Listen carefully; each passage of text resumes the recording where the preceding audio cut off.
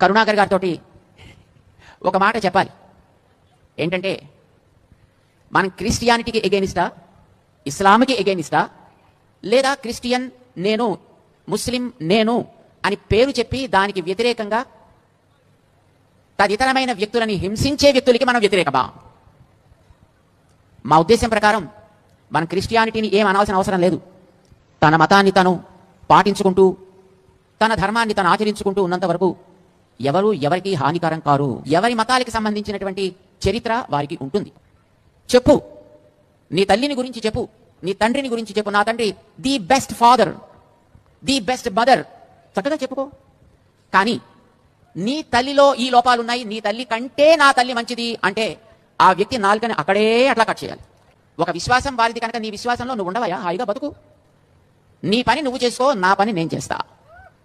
మన ఇద్దరం కలిసి మంచి సమాజం కోసం బతుకుదాం. సమాజంలో నువ్వు బ్రతకాలి, నేను బ్రతకాలి, ఇద్దరం కలిసి బ్రతకాలి. ఉండే సమాజం కొంతే.